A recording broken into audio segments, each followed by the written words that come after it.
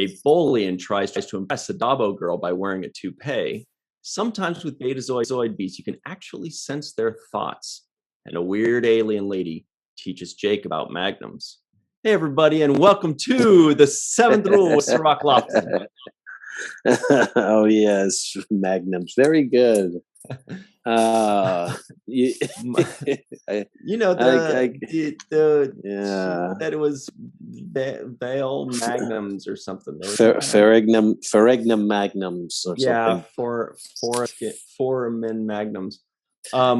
Anyway, Ryan T. Husk, and we are doing a review of Deep Space Nine Season 4, The Muse, directed by David Livingston, story by Renee Echevarria, and Majel Barrett Roddenbery, written by Echevarria. How are you today, Cirroc? I'm doing well. Doing good. I didn't realize that the Betazoid babies comment would make you laugh so hard. Huh? Yeah, no, you got me. You got me. You actually started off with your first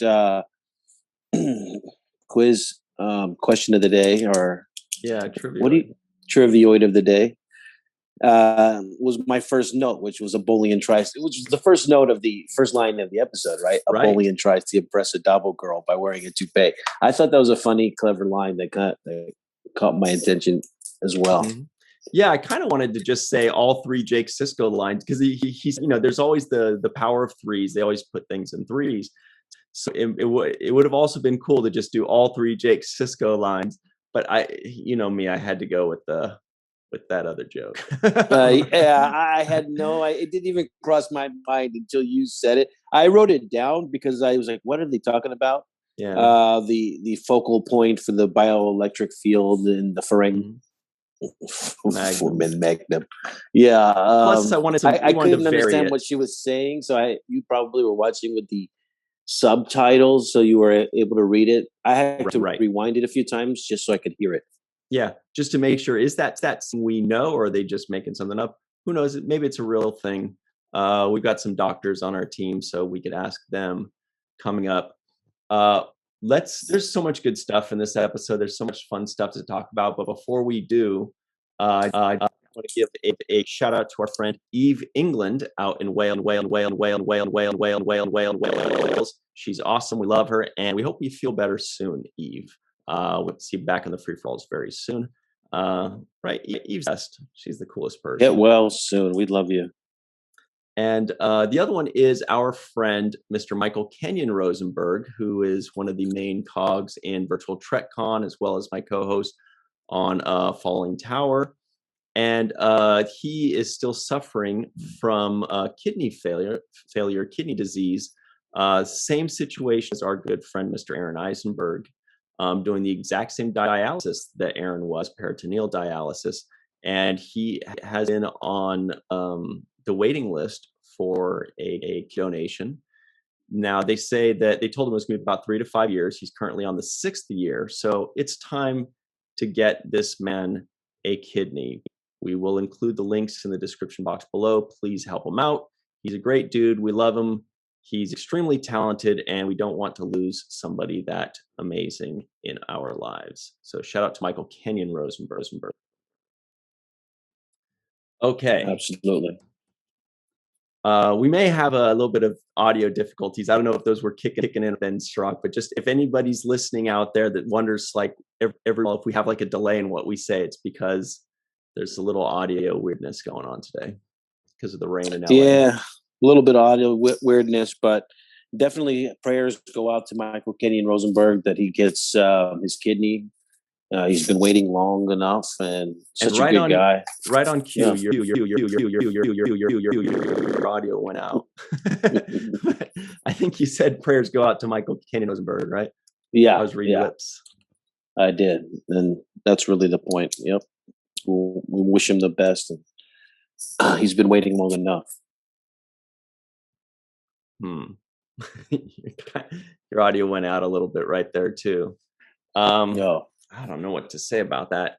I guess just grab the cord that's in there and just wiggle it just a little bit. See if that helps. How are we doing with that? I could go without the cord and just. Yeah. Wait. Now you're back. How about now? Definitely not now. I definitely don't hear you now. Well, let's keep going while we play with this and figure that out. It's because it's raining today in LA, and LA never gets rain, so everything falls apart. Anyway, yeah, it's crazy too because we've been having technical difficulties with the spectrum in our area with the Wi-Fi in this whole area. Is the Wi-Fi thing? Let me also try. Can you hear me? Yeah. On my end. Hang on a second. Yeah.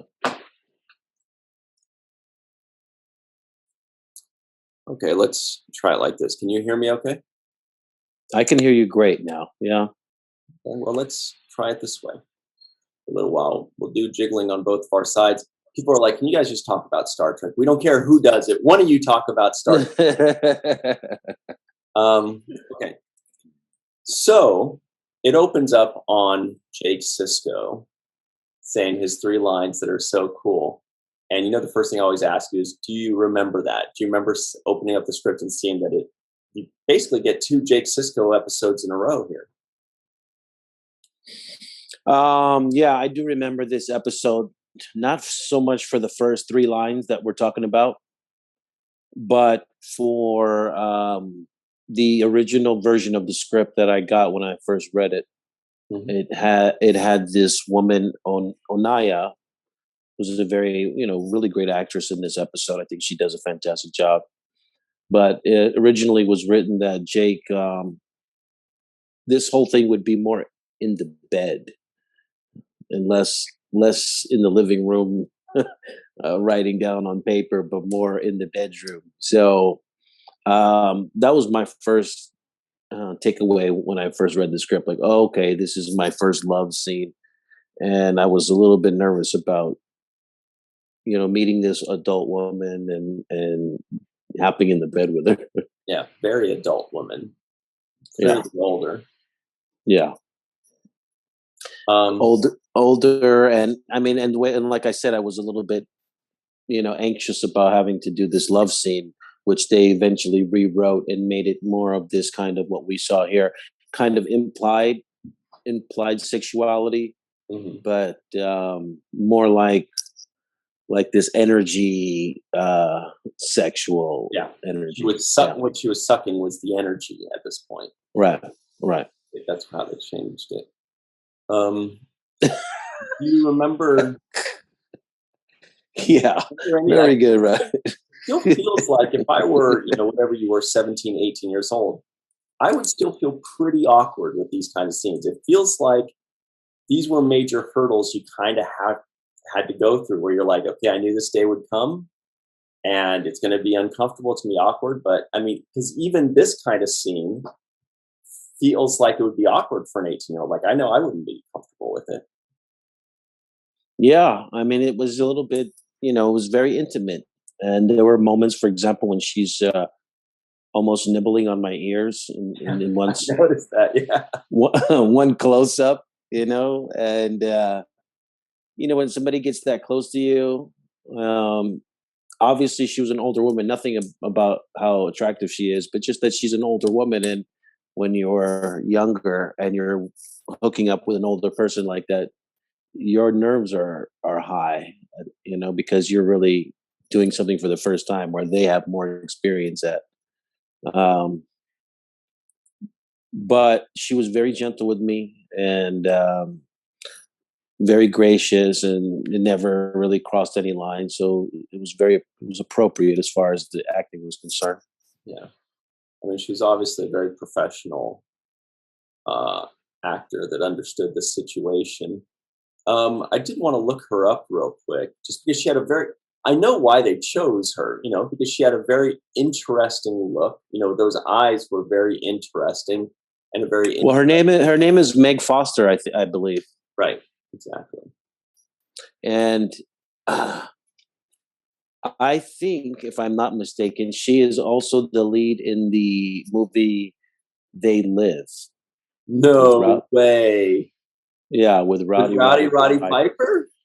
Yeah, because she has these very unforgettable eyes. You're right. If I'm not you are right. Holly. Yep. Yes. So that is the woman that played the lead in They Live, opposite Roddy Piper. And so that was the other thing that was kind of intimidating about her, because she is just in her natural self, very intimidating person, right? She has these piercing eyes and she has this very stoic look about her. So it's elegant, but it's also like stops you in your tracks. It could freeze you if she wants to. So they actually did a wonderful job casting, because she has this mysterious kind of vibe that she oozes when she walks into the room. Wow, that is so cool. I had no idea. That's the one where the line comes from, which is everybody knows and loves it. I came here to kick some ass and chew some bubble gum, and I'm all out of bubble gum. Absolutely. Yeah. Okay, well, that's cool. Now, another thing that's really interesting to know, and shout out to one of our resident doctors, Marie Segal, for pointing this out. But the fellow that played Luoxana Troy's wife is Michael Ansara. He also played Kang in the previous episodes of Deep Space Nine, the Klingon. Remember the episode where there were 3 Klingons, Kang, Kor, and Koloth? Mm-hmm. So he was Kang, and he also reprises that role later on in Voyager as well. Well, he did seem very familiar to me when I saw him. There was something familiar about him. I didn't put him on King, but I did say, where have I seen this guy before? I thought maybe we had seen him with Loxana at some point, so I wasn't sure where. But I know that he looked familiar. Definitely another guy who had, I thought in the role that he played, he was very commanding about it. He was convincing about, like, you have to convince me. So I enjoyed his performance as well. Yeah, he was also Kang in the original series, 1968, as well. So this is a very well-versed actor. Wow. Here's my issue with this episode. I'm just going to get right into it, because you kind of mentioned the actor, talking about his performance. I felt like it almost seemed like both storylines needed more time. Like almost like each storyline should have just been an A plot of one episode and an A plot of another episode, because that actor, Exhibit A, he was a good actor and he played it well, but he had 2 or 3 scenes only, and it almost felt like a waste of an interesting storyline. And I felt like each one of the storylines deserved more airtime. Otherwise, they felt a little bit rushed to me. And like, I wanted to kind of just know more. You know what I mean? I don't know if you got that too. I can say that I did feel that what you're talking about, that there was a little bit of a non-symmetry between the 2 storylines that didn't really fit together well, right? Usually the B storyline in some way informs the A storyline or has a complement to it. I didn't really feel the complement in this particular one. I thought that they were very specifically separate issues. One being about a woman's role in these cultural differences between alien races and children, which could be like a whole Roe versus Wade type of argument, about who gets parental rights and who gets to raise a child, and what the federation's stance is on that, whether they, how do they intervene in this particular matter, who has, who's right and who's wrong, or who has standing and who doesn't. That would have been a good thing to have play out, right? Because you could have had this kind of legal and moral and argument about who's entitled to raise a child, and why a father needs to raise a boy and a woman needs to raise a girl. And you can have all these very specific arguments that kind of test our belief systems in these kinds of ways, right? Or the patriarchal hierarchy that we've been experiencing throughout our lives. Right. And they dropped that in, and then that was it. It was just like that one mention, and it kind of made me think like, oh, this is an interesting thing that they can explore a little bit more. Star Trek's really good at exploring these kinds of things, but instead they had such limited time. They just quickly moved on to the solution, and then suddenly Odo and Lwaxana were in love, and it was just all so fast when it felt like that should be an entire episode of its own. And then each one of these storylines just has like the little B plot of, Quark is doing something silly with Rom or whatever. You know what I mean? Yeah, I do know what you mean. And that's why I felt like there was a little bit of a slowness there. There were other elements that, as you're talking now, that I felt like maybe the writers could have delved into. One is the specific genetic makeup of a betazoid. And betazoids could potentially, for example, and this is me coming off the top of my head, be influenced by two factors when they have a child. One, by the person who actually is doing the conceiving, but the second factor could be who the betazoid host loves. And so in the betazoid way could have been that she believes there's two fathers to this child, right? She loves Odo and she believes him to be, she loves him, so she wants him to be the father. And they could have argued even a kind of biological argument on why she felt entitled to, do whatever she was doing. There were so many outs in this way. And that way, like you say, to your credit, expanding on this idea would have really been kind of them tackling on parental rights and women's rights in a really heavier handed way. Right. Plus, they were introducing two new alien species. Like there's this Onaya lady that we've never seen or heard of her species. And there was Lwaxana's husband, and we've never heard of them. So if one villain or whatever is a Klingon, another villain is a Ferengi, we don't need backstory. We get it. We know what they are. But with these two new aliens, I wanted to know more about what her story is. I wanted to know more about what this dude's story is, Tavnian. Anyway, it was just, that's why I felt like the stories didn't have, and that's the hardest thing I feel like about TV writing, is they have such a short amount of time to tell a story. And especially with love stories are the toughest because you have to convince us that people like meet, fall in love, and fall out of love or whatever, all in this short amount of time. That's just got to be the hardest thing, Yeah, but I do want to say several things that I do like about this episode. We've been kind of a little bit hard on it. I want to focus on the positive things. For me, one of the things that I enjoy was one, Jake standing up kind of, even though under these circumstances and under these pretenses, he still took a stance to make a direction in his life that is separate from his dad's supervision, right? Now, it turned out to be the wrong move, and it wasn't the greatest results for him, unless you look at the byproduct, which is this manuscript that he eventually wrote. I think it was a good. The whole thing ended well because now Jake has kind of unlocked this key. He's unlocked whatever it was, and now it's going to help him be a better writer, it seems. Yes. So that's one aspect of it. Just I like that he kind of told his dad, "Hey, why don't you go with Cassidy and you guys enjoy it together, and I'm going to try to find myself and my own purpose in life."